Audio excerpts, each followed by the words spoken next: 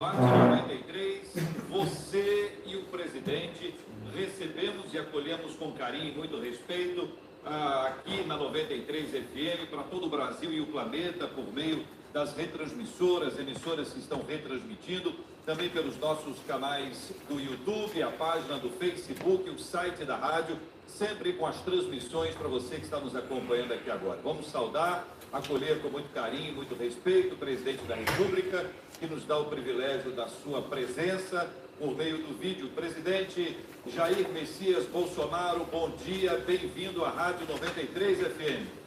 Bom dia a todos os ouvintes da 93 FM.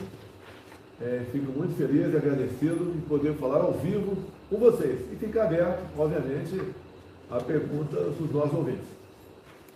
A última vez que o senhor esteve aqui conosco, o senhor esteve presencialmente ao lado do nosso querido e saudoso irmão Harold de Oliveira, com quem o senhor andou bem perto, e nós queremos aqui mais uma vez prestar as nossas homenagens a ele. A lembrança do nome dele nessa abertura é para nós todos aqui um motivo de muita honra. O senhor tem oportunidade também de falar a respeito do querido e saudoso senador Harold de Oliveira. Fui colega dele por muito tempo, enquanto deputado federal, ele era o nosso decano. Também algo mais me unia a ele foi oficial do Exército, cursou a Academia Militar das Agulhas Negras, chegou ao posto de capitão e daí enveredou-se pela política. Era uma pessoa agregadora, amiga, afável, sempre disposta a colaborar. Depois entrou naquela chapa com meu filho Flávio e os dois acabaram se elegendo senador pelo Rio de Janeiro. E logo depois tivemos então essa tragédia, uma notícia triste do seu passamento. Harold Oliveira marca na minha vida como um político exemplar. Muito bem, diante dessas palavras, nós estamos todos hoje, desde ontem, um pouquinho atordoados com as notícias que apareceram, especialmente no que se refere ao TSE, ao hacker. Claro, nós queremos que o senhor traga a sua palavra e a sua descrição desse fato, e queremos iniciá-lo, antes de ouvi-lo diretamente, pedindo ao senhor que responda a pergunta da nossa querida deputada estadual Rosane Félix, que está em vídeo com a gente participando agora. Presidente.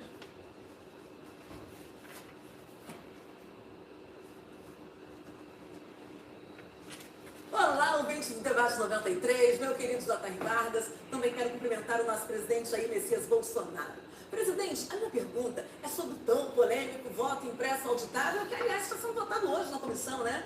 Que semana, hein, presidente? Já pelo inquérito contra o senhor, muita polêmica. Mas, enfim, quando falamos desse assunto, há quem diga, tem tantas coisas mais importantes para serem discutidas nesse país. Porém, que essas pessoas esquecem que tudo passa pela política. O arroz, o feijão, a merenda escolar, a liberdade de ir e vir, o funcionamento das nossas igrejas, tudo passa pela política. E o voto tem impacto direto nisso, ele impacta diretamente na pessoa que vai nos representar por 4 anos. Eu sempre digo, presidente, que precisamos resolver os problemas pela raiz deles. Se uma árvore, por exemplo, não crescer de forma saudável, não irá produzir bons frutos. Tem gente também que diz que nas últimas eleições o senhor se elegeu, seja para deputado, presidente, no modelo atual da urna eletrônica. Isso realmente é uma verdade. Porém, graças a Deus, o senhor teve uma quantidade muito expressiva de votos. Já vimos, por exemplo, candidatos que perderam por um voto de diferença. Ou seja, um voto pode ser determinante no resultado de uma eleição. Mas, se os computadores do mundo, gente, têm pelo menos um tipo de vulnerabilidade, por que a urna eletrônica seria diferente? Como diz o ditado, é melhor pecar pelo excesso do que pela falta de cuidado. E pelo que estamos entendendo, o senhor não está defendendo o fim da urna eletrônica, e sim o aperfeiçoamento dela. Porém, presidente, existe uma outra indagação que em princípio parece pertinente. E aí eu lhe pergunto, atualmente a urna é auditável ou não? E como vai funcionar a partir dessa nova proposta? Presidente. Ela quase respondeu tudo para mim, né? Mas eu faço um complemento aí. A urna não é auditável. Temos 2 laudos da Polícia Federal dizendo isso. Ela não é auditável. O que você vê no final da noite de domingo, ao final de uma apuração, se você apertar o botão para recontar tudo de novo, vai dar exatamente o mesmo número. Até mesmo uma pesquisa com peritos internacionais foi contratada pelo PSDB em 2004, quando a Aécio perdeu no segundo turno para Dilma Rousseff. E o Carlos Sampaio, presidente do PSDB, deu uma coletiva e falou que com todos os métodos, com todo avanço das questões voltadas à tecnologia, a conclusão foi que a urna era inauditável. Bem, e críticas a ela remontam há muito tempo. 2004 foi o ano que faleceu Leonel Brizola. E, obviamente, antes de ele falecer, ele colocou em dúvida esse processo de eleição no Brasil. Como você vê na internet, vários, dezenas de vídeos, centenas de vídeos de pessoas comuns falando que, por ocasião das eleições de 2018, ia votar, ele apertava um e aparecia nulo. Ele apertava o 17 e aparecia a foto do Haddad. E realmente muita coisa aconteceu. Eu acredito que eu tenha sido eleito porque tive muito voto. E o que nós queremos por ocasião das eleições é transparência, é o voto democrático. É todos terem a certeza que o candidato que ele votou, não interessa para presidente ou para vereador, aquele voto seja efetivamente contado para aquela pessoa. A semana passada eu fiz uma live e você pode ver, em tempo real, o TSE rebatia a gente. Com fake news, mas rebatia a gente. Com mentiras, mas rebatia a gente. E no dia de ontem, uma live especial, né, porque foi uma quarta-feira, o TSE não rebateu nada do que nós falamos. Por quê? Porque nós pegamos um inquérito da Polícia Federal, onde eles apuraram a invasão de um hacker no sistema eleitoral do TSE. E só foi aberto esse inquérito porque o hacker resolveu dar uma entrevista anônima, obviamente, para uma fonte de imprensa, e isso foi divulgado. Bem, o que o TSE disse à Polícia Federal, assinada pelo diretor de tecnologia, o senhor Giannini? Ele reconheceu que desde abril de 2018 até novembro de 2018, você pega então todo o período eleitoral, incluindo o primeiro e o segundo turno, onde ele afirma, ele assina embaixo que o hacker entrou e passeou e ficou hospedado no coração do sistema ao longo desses 8 meses. Nada pode dizer o contrário se não passou antes de abril de 2018. Ele disse, inclusive, assinado embaixo pelo próprio senhor Giannini do TSE, que ele teve acesso às chaves criptográficas. E diz lá que não acredita que ele tenha alterado a quantidade de votos por ocasião das eleições federais, mas diz claramente que pode ter acontecido em Aperibé, no Rio de Janeiro. E eu pergunto, o que o TSE fez, além de fazer de tudo para que esse inquérito não fosse para frente? Não fez nada. Divulgamos no dia de ontem, o inquérito continua em aberto, a Polícia Federal vai, obviamente, acelerar a tomada de depoimento para que chegue ao parecer final, mas a conclusão já está feita. O próprio TSE falou que as urnas, o sistema eleitoral é vulnerável, o próprio TSE. Então, o que nós devemos fazer? Devemos, obviamente, colocar um filtro nisso. Usar, por exemplo, as urnas adotadas no Paraguai, aqui do lado, em vários outros países do mundo, que é uma urna exatamente igual à nossa, muito parecida com a nossa, mas que tem um plug onde você coloca uma impressora. A pessoa vota, olha na tela do seu computador o nome daquelas pessoas que ele votou, esse voto impresso no pedacinho de papel, você não bota a mão no papel, que tem um visor em acrílico, e você concordando, tu aperta um botão, este voto impresso no papel cai automaticamente dentro de uma urna, que após o término das apurações, naquele domingo, né, por volta das 17 horas, começa também, paralelamente ao sistema eletrônico, a apuração da votação em papel. Isso chama-se contagem pública dos votos. Que todo ato administrativo, e o fato de votar é um ato administrativo, ela tem que ter publicidade, ela tem que ter transparência, coisa que não tem no momento. Agora eu pergunto, por que o ministro Barroso joga todas as fichas contra o voto auditável, contra o voto impresso, contra o voto democrático? Obviamente que ele tem algum interesse que eu não consigo entender, né, ou decifrar qual seja, porque não seria leviano começar a acusá-lo de forma aleatória. Então, eleições, né, democráticas tem que ser igual aquela história de mulher de César. Não basta ser honesta, tem que parecer honesta. E não tem trabalho nenhum para o TSE implementar o voto impresso do lado. O recurso tem, quem vai dar o recurso é o governo federal. Não justifica o Barroso falar que teria uma grande burocracia nos locais distantes trazer essas urnas de voto. Porque as Forças Armadas vão fazer esse trabalho como sempre fizeram. Então, o medo do voto em cédula, sem contato manual, o medo de termos um sistema auditável é por parte do senhor ministro Barroso, que devia agir exatamente de maneira ao contrário.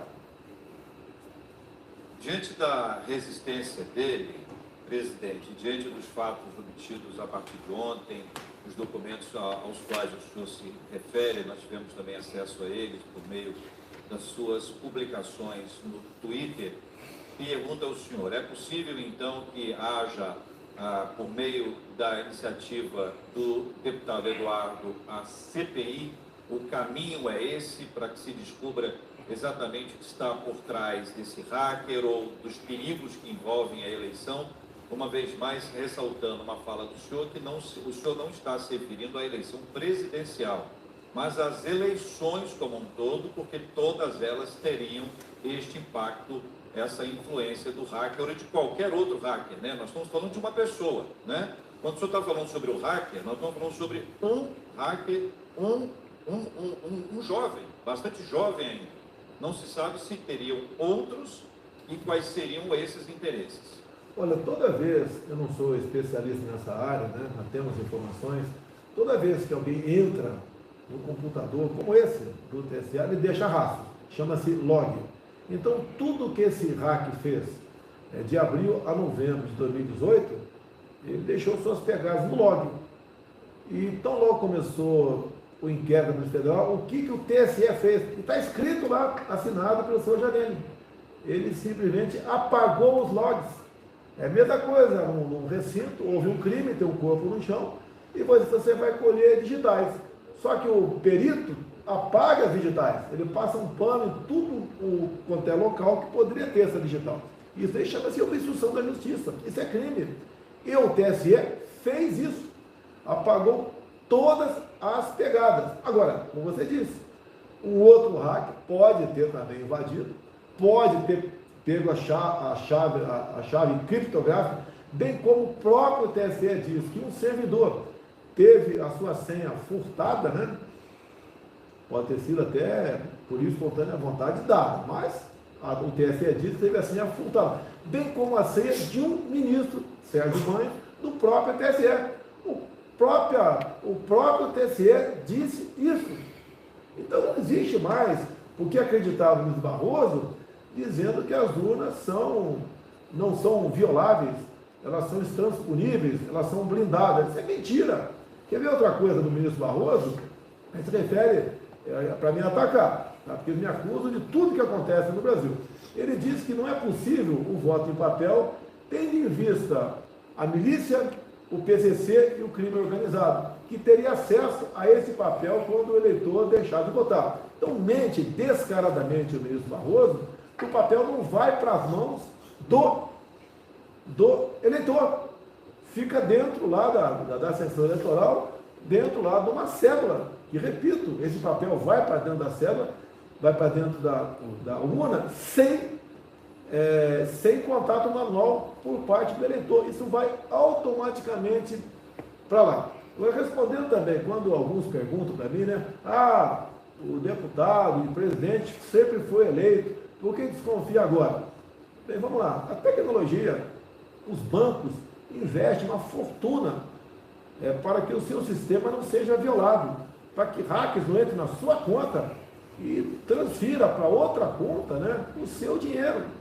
E essa tecnologia das urnas é desde 1996. Nada foi mudado de lá para cá. Nada.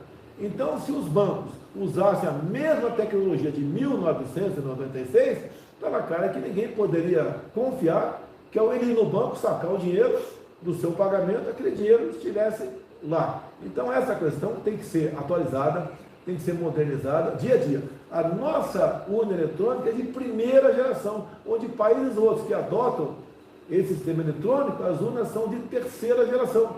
O Paraguai é um país que dá exemplo para nós. Conversei com o presidente do Paraguai, o senhor Marito, ele está disposto, se houver interesse por parte do TSE, obviamente, mandar para cá algumas pessoas da sua justiça eleitoral juntamente com as urnas, para nos ensinar, o Paraguai, de como podemos fazer uma eleição onde não haja dúvidas da sua lisura. E é duro a gente ouvir do presidente do TSE, o ministro Luiz Barroso, que é também do Supremo Tribunal Federal, ser contrário ao voto democrático, contrário à contagem pública de votos. Agora, as histórias, né? Muita gente, se você pegar 10 pessoas aí do teu lado, pelo menos uma vai falar, não, teve um amigo, um vizinho que foi votar no 17 para presidente em 2018 e não conseguiu votar. Agora, você não encontra ninguém que foi votar no 13 e não tenha conseguido. Presidente, e quanto à questão da CPI? A CPI precisa de 171 assinaturas, é um terço da Câmara dos Deputados. Não sei se, porque não é fácil colher essas assinaturas, que muita gente não quer se comprometer com nada. Agora, é uma CPI, no meu entender, vital para a democracia. Falou em voto, isso daí, o voto é a alma da democracia, ela tem que sair. E a peça-chave é esse inquérito da Polícia Federal de 2018. Está tudo ali documentado, assinado pelo próprio senhor Giannini. Deixar bem claro, esse senhor Giannini foi convidado a comparecer à comissão especial que estava discutindo a adoção do voto impresso. E ele se negou a comparecer. Deixar bem claro que esse Giannini está há mais de 20 anos dentro do Tribunal Supremo Eleitoral e é considerado como o pai do voto eletrônico, o Papa lá de dentro.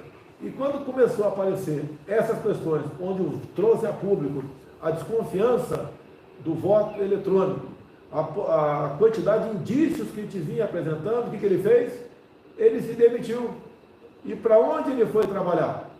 Ele foi trabalhar como assessor especial do senhor Luiz Roberto Barroso, presidente do TSE.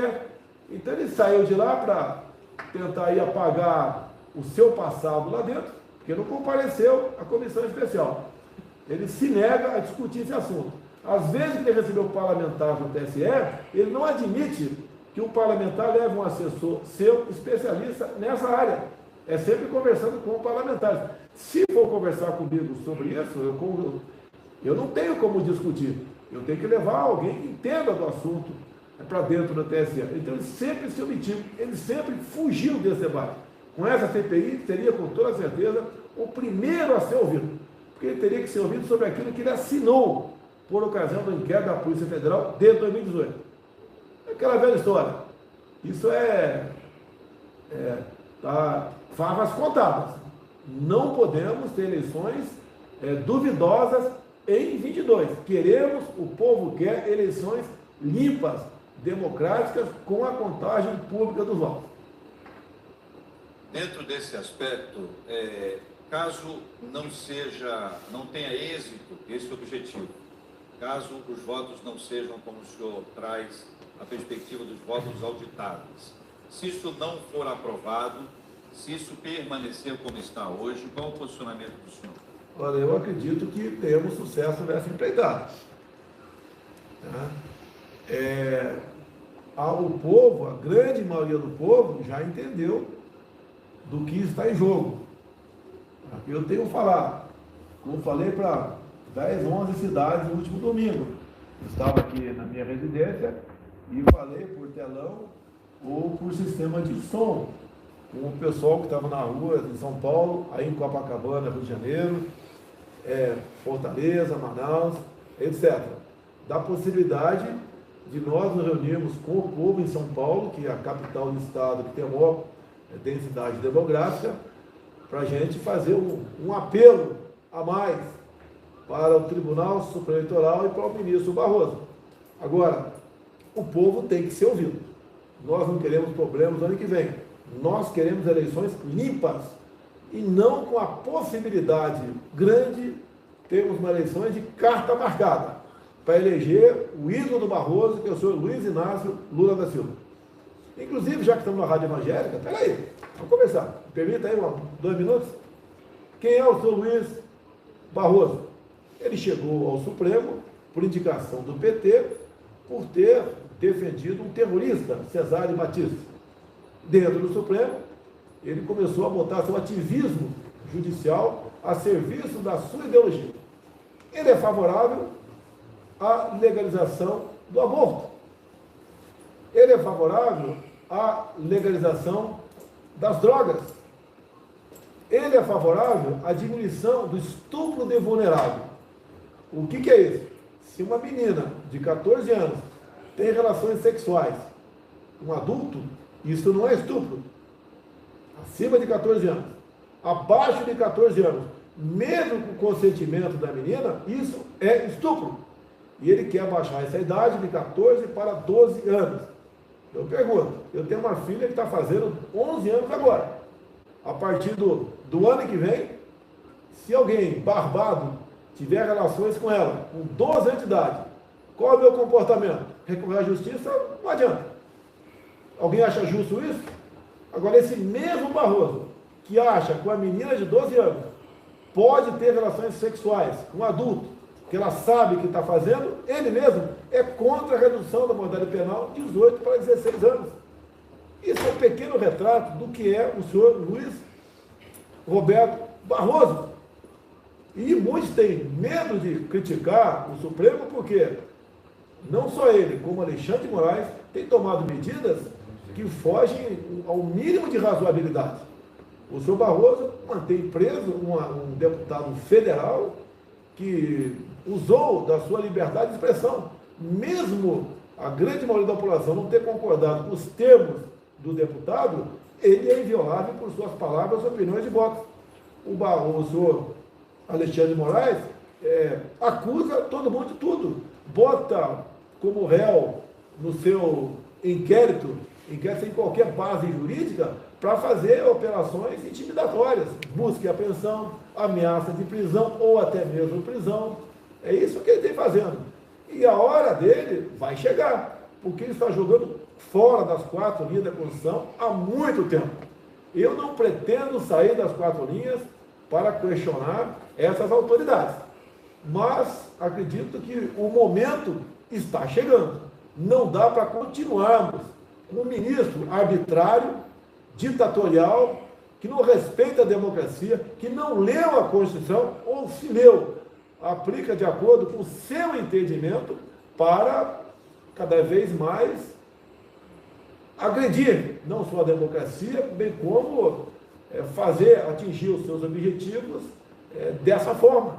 Isso é inadmissível numa democracia. E quero repetir aqui, se o povo paulistano achar que eu devo comparecer a Paulista daqui a 2, 3 domingos, irei com o maior prazer. E seria mais um recado para aqueles que ousam estar à margem da nossa Constituição. E ele fez um absurdo agora, me colocou como réu naquele inquérito fake news dele. O inquérito é nome de fake news, mas fake news é o próprio Alexandre de Moraes. Ele é mentira em pessoa dentro do Supremo Tribunal Federal. Repito, o que eu mais quero é harmonia, é paz, porque a população tem muita coisa que precisa do governo federal para poder viver com dignidade. E, lamentavelmente, a atitude desse homem, juntamente com o outro, Barroso, tem nos tirado um tempo enorme para que possamos bem trabalhar para o futuro do Brasil.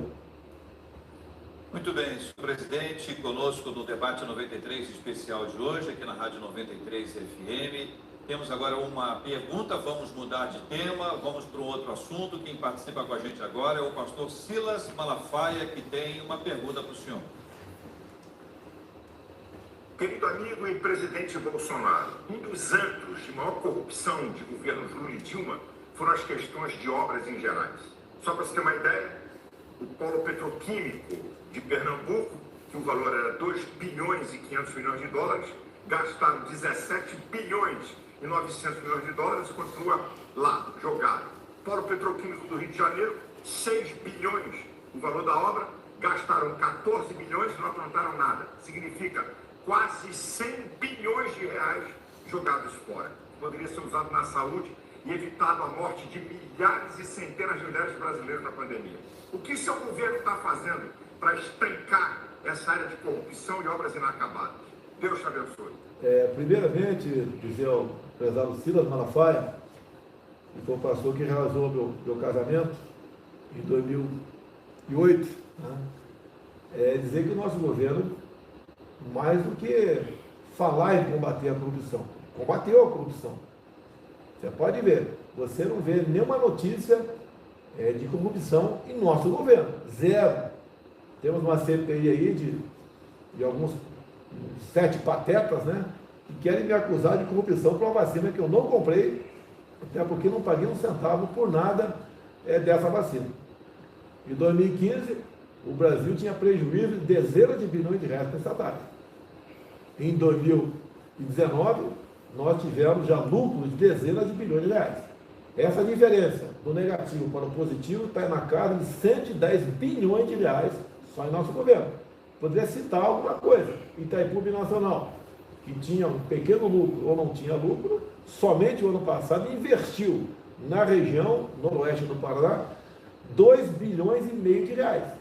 Rapidamente, uma segunda ponte com o Paraguai está 60% pronto.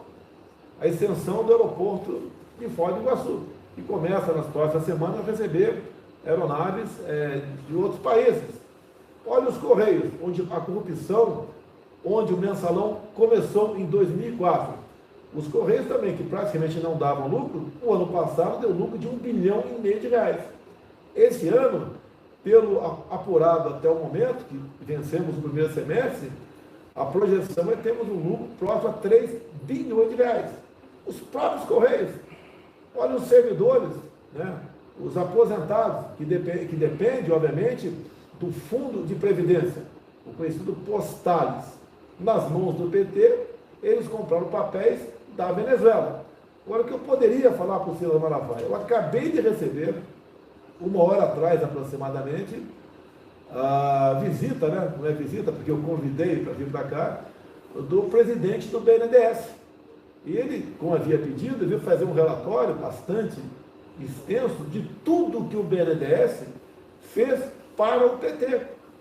Os empréstimos que eram legalizados, fez por medidas provisórias. O governo não botava, o governo do PT não botava o empréstimo na medida provisória. Ele botava uma operação de crédito qualquer e era emendado dentro do parlamento, estendendo, por exemplo, recursos, né, para que se faça obras fora do Brasil. E quem é que avalizava esses recursos? Simplesmente era a União, era o Tesouro Nacional, não era o BNDES. O BNDES não teve prejuízo com essas operações, apenas cumpriu o que estava na lei. Somente o ano passado, eu não tenho aqui o valor exato de quanto, mas foi algumas centenas de milhões de reais, o Tesouro pagou para o BNDES, porque a Venezuela não pagou parte do empréstimo que fez junto ao BNDES. E esse dinheiro, já que o PT fala tanto da classe trabalhadora, veio do FAT, Fundo de Amparo ao Trabalhador. Quer mais? Eu agora estou encaminhando esse relatório, vou encaminhar, já entrei em contato com o ministro Wagner, que é da Controladoria Geral da União, para ele, no prazo máximo de 1 mês, né, destrinche todo esse relatório do BNDES. Você pode ver o que Cuba ofereceu para pagar empréstimo de recursos para fazer rodovias e o Porto de Mariel. Ofereceu, acredite, charutos. Está documentado aqui por parte do BNDES. E assim foi, com Angola, com Moçambique, com a própria Venezuela, com a Bolívia. Esse montante, né, atualizado ultrapassa aí a casa dos 30 bilhões de reais. Eu vou te dar o valor exato, daqui a 1 mês aproximadamente, 30 bilhões de reais. Né? recursos que realmente fazem falta para nós, para qualquer área, não interessa qual área que seja, qualquer área. Simplesmente não era para ser feito dessa forma. Agora, você pode ver, parte desse, quando se empresta para Cuba, eu te pergunto, alguém sabe informar alguma coisa sobre o Tribunal de Contas da União de Cuba? A Controladoria Geral da União de Cuba? Eu não vou falar em Supremo, porque daí a gente entraria numa outra seara. Não tem qualquer controle. Eu lembro de uma passagem que aconteceu, não consegui apurar ainda, o ministro da Defesa do Brasil, na época de Lula, vindo de Cuba com um avião da Força Aérea, pousou em Caracas, capital da Venezuela. Bem, ele estava embarcando no avião quando chegou a polícia secreta do Maduro naquela época. Mandou todo mundo descer do avião da Força Aérea e deu uma batida dentro do avião. Bem, apenas fiquei sabendo na época dessa informação, confirmamos depois, mas não sabemos o que a polícia do Chávez, né, fez dentro do avião da Força Aérea. O que estaria transportando lá dentro? Charutos? Eu acho que podia ter tudo lá dentro, menos charutos. Eu posso contar também quando a senhora Dilma Rousseff queria afastar o Paraguai para botar a Venezuela dentro do Mercosul, ela tinha que falar com o Pepe Mujica. E ela, desconfiada, não queria falar por telefone. E não tinha também como trazer o Pepe Mujica aqui, porque estava vivendo um momento de alta temperatura aqui no Brasil. Então foi um avião da Força Aérea Brasileira buscar ali o preposto do seu Pepe Mujica. E onde eu estou aqui agora, na minha frente, é uma mesa redonda. E nessa mesa redonda, esse preposto do Pepe Mujica começou a anotar o que Dilma falava. Como, por exemplo, estamos entregando aqui fotografias, mensagens de captações telefônicas, grampos telefônicos e material apreendido pelas inteligências cubana e venezuelana dentro do Brasil. Mas você pode estar perguntando, né? Será que esse presidente aqui está contando uma historinha da carochinha também? Bem, isso está no livro de Pepe Mujica, nas páginas 199 e 200. Ou seja, nessa sala aqui, Dilma Rousseff despachava ouvindo as inteligências cubana e venezuelana. E ela disse mais, naquele momento, que o preposto Pepe Mujica anotava tudo isso. Ela virou-se para ele e falou: para de anotar, rasgue esse papel. Essa reunião não existiu. Isso está no livro do Pepe Mujica. Bem, alguns dias depois, o Paraguai foi afastado e entrou a Venezuela no Mercosul. Esse é um pequeno retrato do que era o Brasil de há pouco tempo. Esse é um retrato que parece que tem gente que quer vê-lo novamente, né, agora colorido, para administrar o futuro do Brasil. Esse é o Brasil que nós não queremos. Esse é o Brasil que o senhor Luiz Roberto Barroso, ministro do Supremo Tribunal Federal e presidente do Tribunal Superior Eleitoral, quer que volte ao Brasil. E agora começaram as ameaças. O Lula, que foi tirado da cadeia, que foi tornado elegível, o homem acusado e condenado em 3 instâncias, por o maior esquema de corrupção da história do mundo, é elegível. E eu que estou querendo eleições limpas, transparentes, voto auditável, contagem pública dos votos, o que vejo na mídia é que já existe um plano, está na mídia, para me tornar inelegível o ano que vem. Bem, se isso vier a acontecer, nós já sabemos, né, se eu nada fizer, que o presidente é o Lula. Eu acho que poderiam até evitar umas eleições para gastar dinheiro, elege por aclamação. Afinal de contas, onde quer que o Lula vá, né, ele é tratado dessa forma. Vocês estão vendo nas mídias? Obviamente que isso é uma ironia, exatamente o contrário. E o que está em jogo no Brasil? É a nossa liberdade. Em todos os países onde começaram esses regimes, socialismo, comunismo, o povo está realmente sem liberdade, sem renda, vivendo numa miséria. Se me permite contar uma história aqui, porque eu sou capitão do Exército e ando pelo Brasil todo, já andei, né? E também como presidente, também ando pelo Brasil todo. Tem informações do que acontece em Pacaré. É uma cidade do estado de Roraima, vizinha da Venezuela. A ditadura lá começou devagar. Não foi como tradicionalmente sempre aconteceu no mundo, né? Alguém mete o pé na porta do chefe de Estado, fuzila, prende ou exila. Foi imposto aos poucos. A classe dominante, os mais ricos, saíram no primeiro momento. Depois vem a classe média e agora, a questão de 2, 3 anos, os pobres estão fugindo da Venezuela. Que lá não tem mais o que comer. Lá não tem mais gatinho, cachorrinho, cavalo. O povo comeu tudo. O povo comeu até todos os animais de estimação. E as pessoas que chegam, as centenas, vindo da Venezuela, adentrando o Brasil para fugir da fome e da violência, a maior parte dessas pessoas são mulheres, grávidas com crianças de 2, 3, 4, 5, 6 anos ao teu lado, com uma mala na mão e uma trouxa de roupa na cabeça, se prostituindo ao longo da viagem para poder sobreviver, fugindo do paraíso da Venezuela, fugindo daquele regime que o Lula tanto apoiou no passado, inclusive por ocasião das eleições essas realizadas com essas urnas que existem no Brasil atualmente, que o Barroso defende como sendo urnas confiáveis. Eu estive em 2019 na Argentina. A imprensa me criticou muito, porque eu falei, se a esquerda voltar na Argentina, o que acontece com o Roraima vai acontecer com o Rio Grande do Sul.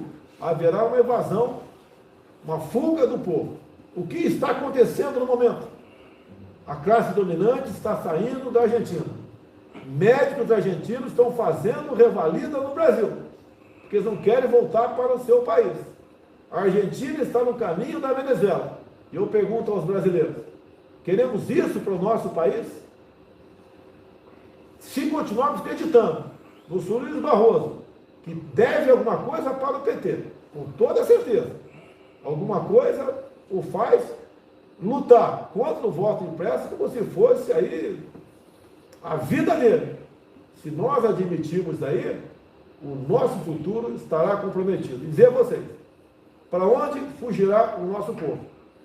Até porque os outros países da América do Sul, aos poucos, né, nós estamos vendo, tornando-se vermelhos novamente. É uma coisa que vocês têm que pensar. Como disse agora há pouco, peço repetir. Me dá a permissão para repetir. Entre as bandeiras do senhor Barroso, é o aborto, é a liberação das drogas, é a diminuição da idade do estupro vulnerável, e é um homem também que não tem religião. Ele fala em ciência, mas se consulta com o João de Deus. Essa é a pessoa que nós temos dentro do Supremo Tribunal Federal e se arvora agora como dono do Brasil. Se ele quer ser presidente, se candidate. Afinal de contas, ele tem um amor eterno pelo Lula, podia ser vice do Lula. Ou, quem sabe, convidar o Lula para ser vice dele. E daí, com as suas urnas, né, quem sabe aí, buscar aí a vitória de umas eleições. Presidente, nós estamos conversando e ouvindo os senhores, são tantos assuntos, o senhor tem respondido aqui as perguntas dos nossos ouvintes, estão trabalhando em cima desse aspecto aí. Vamos ouvir mais uma pergunta agora de um dos nossos ouvintes, que é também empresário, que apresenta a sua perspectiva sobre a questão de carga tributária. Mas antes de ouvi-lo, eu gostaria de desafiar o senhor e de solicitar que em breve nós temos uma nova oportunidade para a gente continuar apresentando perguntas dos nossos ouvintes e são pontos e alguns têm até opiniões, sugestões e propostas a serem apresentadas, e como isso tudo é sempre muito importante, espero que em breve a gente tenha uma outra oportunidade para estar junto com o senhor, apresentando a pergunta ou as perguntas dos nossos queridos e amados ouvintes da 93 FM. Vamos agora à pergunta de um empresário que participa conosco, também ouvinte, ao senhor presidente. Meu nome é Eduardo, sou empresário no Rio de Janeiro e gostaria de perguntar se tem algo sendo feito em prol do empregador no Brasil, porque hoje nós sofremos as sanções penais, nós já entramos perdendo dos tribunais trabalhistas. Fica melhor. Por isso tem sido desanimador a gente trabalhar no Brasil. Hoje, com essa lei trabalhista, já teve uma melhora, mas eu acredito que pode ser feito muito mais. E que o Senhor te abençoe nessa jornada, que nesses mais 4 anos, aquele que Deus elegeu, ninguém pode morrer. E que Deus te abençoe, te sustente e te guarde nessa caminhada. Eu tenho certeza que o Senhor vai olhar por nós, como Deus tem olhado por nós e colocando nessa posição. Realmente não é fácil ser patrão no Brasil. Agora, o que eu vou falar aqui é para não ganhar voto. É muito mais fácil você fazer como o PT faz. Jogar empregados contra os seus patrões. Eu tenho cobrado do Paulo Guedes, está um pouco atrasado, um programa que eu vou chamar de Minha Primeira Empresa, para exatamente aqueles que reclamam dos patrões poder criar sua empresa, começar a produzir e pagar, em vez de salário mínimo, 2 ou 3 ou 4, 5 mil reais, pagar 10 mil reais para todo mundo e enfrentar os tribunais por ocasião de ações trabalhistas. O Brasil, até há pouco tempo, tinha mais ações trabalhistas do que o mundo todo junto. Os tais direitos previstos na CLT estão engessados no artigo 7º da nossa Constituição. No governo Temer foi feita uma reforma da CLT, do que foi possível. Obviamente o povo criticou, e muito, né? Estou perdendo direitos. O Paulo Guedes quer criar um programa chamado Carteira Verde e Amarela, onde teriam, né, menos alguns poucos direitos trabalhistas não garantidos no artigo 7º da Constituição. Por quê? De que vale a CLT para quem está desempregado? Não vale nada. E nós devemos acabar com esse tabu. A gente não vê nenhuma pessoa dos Estados Unidos vindo trabalhar no Brasil e falar: não, arranjei emprego no Brasil, não vou voltar aos Estados Unidos porque lá tem direito trabalhista. Um trabalhador comum nos Estados Unidos, operação humilde, geralmente ele tem sua casa própria, tem seu carro, ele sabe que se trabalhar, ganha, se não trabalhar, não ganha. Agora aqui no Brasil, falar isso aí é uma coisa que atenta contra o político, contra o deputado, o senador, o presidente, o governador. E nós vivemos uma utopia no Brasil. Você pode ver, entrando nessa área também, fora da pergunta do empresário aí, nós terminamos 2020 com um maior número de empregados com carteira assinada do que 2019, mesmo durante a pandemia.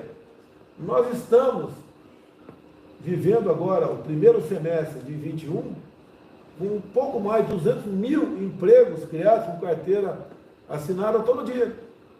E daí você vê a imprensa noticiando que o número de empregados durante a pandemia até hoje passou de 12 milhões para 14 milhões. É a metodologia do IBGE. O IBGE considera desempregado somente quem procura emprego. Se tem alguém na tua esquina, na tua vizinha que está há 10 anos sem fazer nada, ele é tido pelo IBGE como empregado. Agora, o problema que nós vivemos durante a pandemia, muitos governadores agiram de boa fé ou de má fé outros, não quero generalizar, com a política do fique em casa, a economia a gente vê depois. Estamos vendo agora uma inflação grande nos alimentos. Muitos governadores adotando política de lockdown, de confinamento, de toque de recolher. Bem, o servidor público não foi atingido.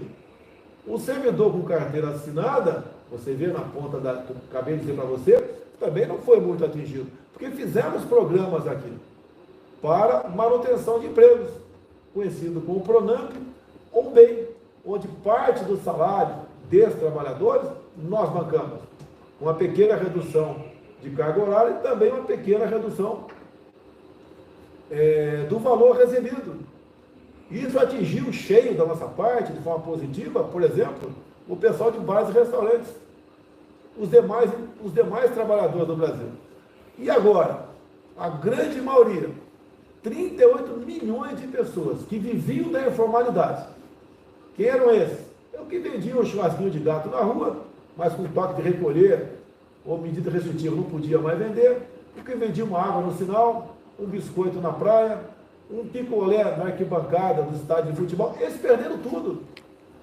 Passaram para a lona.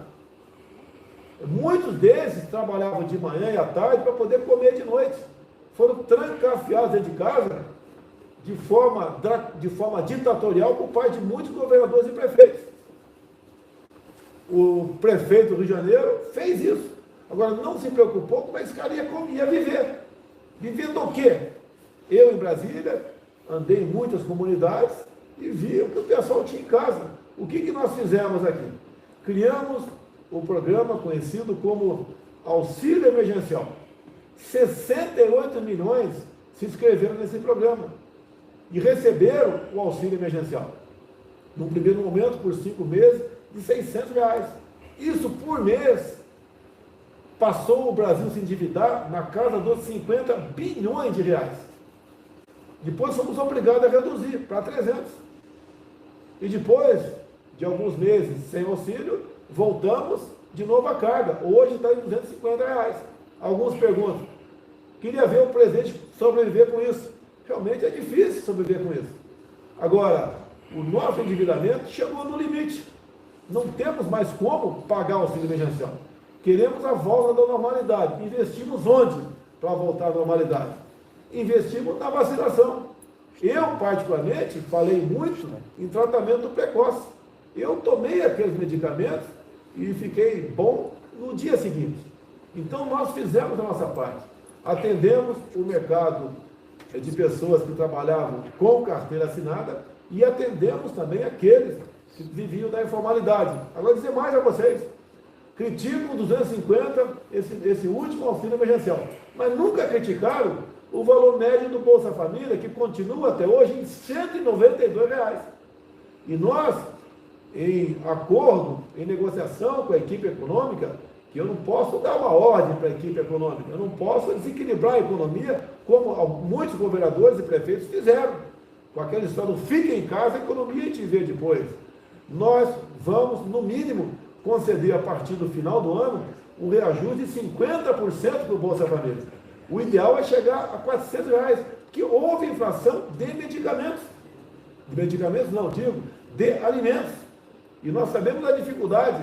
Estão vivendo, além desse problema do fica em casa, a economia a gente vê depois que zombavam de mim, diziam até que eu estava preocupado com dinheiro, com o patrão, com a economia, ignorando vidas. Nunca ignorei vidas. Desde o primeiro eu fui a campo. Não fugi de estar no meio da população, mesmo estando no grupo de risco. Só quem está no meio do povo pode saber das suas necessidades, dos seus problemas e das possíveis soluções. Apresentei o tratamento precoce que não foi da minha cabeça, foi estudado por muita gente. E muita gente tomou a cloroquina, a hidrocloroquina, nos primeiros dias e se safou.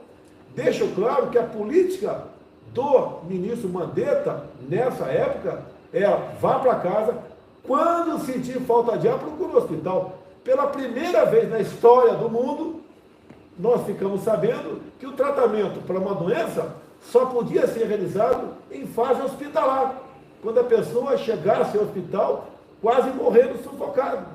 E a minha proposta era outra. Bem, isso culminou com a queda do Mandetta.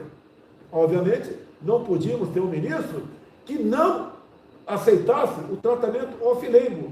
O que é off-label? Fora da bula. O médico tem autorização, conforme ele aprende nas suas universidades, como está no Conselho Federal de Medicina, um protocolo, uma orientação, de que o médico, ao se deparar com um doente que não sabe a causa, ele pode aplicar um remédio fora da bula, para buscar a cura ou minorar a dor dessa pessoa. E aqui no Brasil, os grandes médicos, travestidos de jornalistas, passaram a criminalizar isso daí.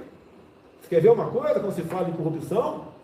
Mandei uma medida provisória para o parlamento para tratar de vacinas, como várias outras eu mandei. Nessa, o nosso querido senador Omar Aziz, juntamente com o irmão do Renan Calheiros, Renildo Calheiros, tendo como relator da medida provisória o senhor Randolfo Rodrigues, né, o trio do mal, o trio da mentira naquela comissão, emendaram essa medida provisória de modo que prefeitos e governadores pudessem comprar a vacina sem a certificação da Anvisa e sem licitação. Imagine a festa que seria feita por alguns governadores e alguns prefeitos pelo Brasil. Já fizeram a festa com o dinheiro que nós mandamos por ocasião da pandemia. E a ponta do iceberg chama-se Carlos Gabas, o executivo do consórcio do Nordeste, onde ele conseguiu gastar 49 milhões de reais para comprar respiradores e não recebeu um respirador sequer. E quando foi apresentado um requerimento na CPI da pandemia, essa CPI do circo, esse trio, Renan Calheiros, Omar Aziz e Randolfo Rodrigues, juntamente com outros, né, simplesmente resolveram não votar favoravelmente a essa convocação. E você sabe mais do que disse o Renan Calheiros? Não estamos aqui para apurar desvios de recursos. Essa é a nossa CPI. Essa é uma parte do trabalho que nós fizemos. Esse é o problema que nós enfrentamos no Brasil.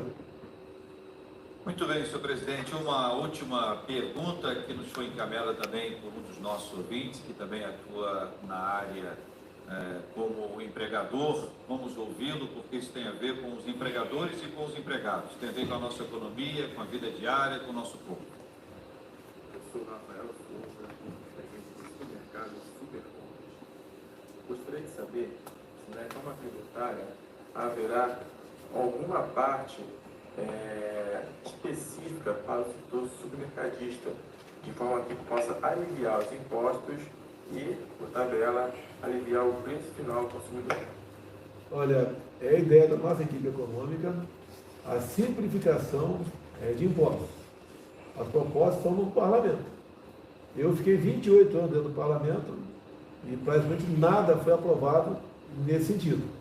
O que eu falei com a equipe econômica, se o parlamento, porventura, em um item ou outro, destoar daquilo que eu estou falando, aumentando a carga tributária, eu vou vetar por lá de cá. O nosso governo, na história última do Brasil, em vários momentos, né, diminuiu a carga tributária, como, por exemplo, a questão de medicamentos por ocasião da pandemia. Tá? Fizemos também diminuição de muitos impostos que vinham de fora do Brasil. Porque quando o imposto é de fora, de importação, eu posso, né, junto com assim entendendo a CAMEX, diminuir isso aí, como diminuímos, praticamente zeramos pneus para caminhões, peças de reposição para tratores, entre outras tantas coisas. Não tem que ter uma fonte alternativa para suprir isso que nós perdemos. Então, nós somos regulados, né, pela lei de responsabilidade fiscal, de modo que a carga tributária, para diminuir um dado momento, tem que se aumentar em outro lugar. Mas a decisão tomada aqui é exatamente que não haja aumento de carga tributária. Estamos vivendo um momento difícil da economia, você sabe como, né? E nós sabemos que tem que ser feito, mas também sabemos dos nossos limites. Presidente, em nome dos nossos ouvintes e da nossa casa, Rádio 93 FM, nós queremos agradecer a presença do senhor aqui entre nós. Queremos orar pela sua vida e pelo seu trabalho e tudo que há de ser desenvolvido, mas também queremos ouvir uma palavra do senhor ao nosso povo. Como é que o senhor se despede desse povo querido que nos acompanha agora, presidente? O último assunto de economia, o pessoal reclama do preço do gás de cozinha, com razão. Mas dizer a vocês que há 3 meses ou 4, nós zeramos os impostos federais em cima do gás de cozinha. Um botijão de 13 quilos custa hoje, lá na origem, R$ 45. Se está chegando a 110 no final da linha, isso existe em função do frete, em função da margem de lucro do vendedor na ponta da linha e também em função do imposto estadual conhecido como ICMS. A mensagem que eu posso dar a vocês, aos brasileiros, né, faço aquilo que entendo que deve ser feito. As decisões não são fáceis. Às vezes você decidindo sim ou não, você tem críticas. Estamos conduzindo o Brasil da melhor forma possível, combatendo de fato a corrupção e também nas pautas conservadoras, um viés todo preocupado para com isso, que a família realmente é a base da nossa sociedade. Então esses valores mantemos vivos aqui com os nossos ministros. além da pandemia, que teve um impacto na economia, também vivemos a maior crise hidrológica vivida pelo Brasil, falta de chuvas. E também tivemos mais um problema grave agora. Estamos na época da safrinha. Tivemos uma geada atípica que queimou uma parte considerável de produtos do campo, entre eles o milho. E o milho impacta diretamente no preço da carne suína, impacta no preço do frango, bem como do ovo. Tá? Temos problema pela frente. Não posso fazer milagre. Não posso tomar medidas de tabelamento ou congelamento de preço. Isso foi feito no passado e não deu certo. E onde quer no mundo, onde isso foi feito, também não deu certo. Nós devemos acreditar, ter esperança, entender um momento de dificuldade e termos fé. A gente continua aqui com o nosso Brasil acima de tudo, Deus acima de todos. Nós vamos orar pelo senhor e por todos os seus também. Antes, apenas uma última questão. O senhor já tem candidato ao governo do nosso estado, do Rio? Olha, eu não estou me envolvendo em eleições porque temos muita coisa importante para fazer. Se eu indico A, B ou C para esse ou aquele estado, para governo ou para estado, eu começo a ter problemas dentro do parlamento, que outras pessoas almejam também esse cargo. Eu tenho que primeiro decidir o meu futuro político, né, arranjando um partido que eu queira e também me queira. E política, no meu entender, a gente começa a falar para valer a partir de março do ano que vem, que é o limite das filiações partidárias para disputar um cargo eletivo. Então, no momento, desejo boa sorte ao Cláudio Castro, que no meu entender está fazendo um bom trabalho aí no Rio de Janeiro. Temos convênio, temos acordos, a Petrobras ajuda bastante o governo, o nosso Ministério da Justiça tem ajudado bastante a questão da segurança pública aí no Estado. O Estado participou com o governo federal da privatização da SEDAI e também fizemos um grande acordo com o governo do Estado no tocante ao rearranjo, né, das contas do Estado, porque estava simplesmente chegando à insolvência, uma situação crítica. Acertamos, o Estado tem recurso agora para respirar. Peço a Deus que ilumine, né, todos os políticos do Brasil, não é diferente do seu governador Cláudio Castro de Janeiro, que tem feito, no meu entender, um bom trabalho no seu Estado. Presidente, muito obrigado pela presença do senhor aqui na Rádio 93 FM, falando diretamente com os nossos ouvintes no debate 93 especial, você e o presidente. Nós vamos orar pelo senhor, vamos orar pela sua casa, pelos ministérios, pelo trabalho que tem sido feito. Estamos orando também pelo povo brasileiro que tanto precisa de igual forma das nossas orações. Vamos orar. Pai, muito obrigado por estarmos juntos nessa hora. Nós agradecemos ao Senhor pela vida do presidente Jair Messias Bolsonaro e pedimos que a bênção do Senhor seja sobre ele. Que ele ganhe sempre da parte do Senhor um renovo para a sua saúde física, emocional e espiritual. Oramos, ó Deus, pelo trabalho desafiador que pesa sobre ele essa grande responsabilidade de liderar o nosso país. Oramos pelos seus ministérios, pela sua equipe, pelo trabalho que vem sendo feito. Também oramos pela sua família, pedindo que a bênção do Senhor também repouse sobre cada um deles. Oramos pelo nosso povo em cada lugar dessa nossa imensa e maravilhosa nação. Que a bênção do Senhor repouse sobre cada um de nós.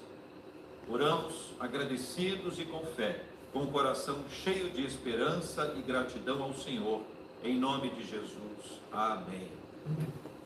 Amém. Presidente, um abraço. Deus abençoe o senhor. Um abraço, Renato. Fechando.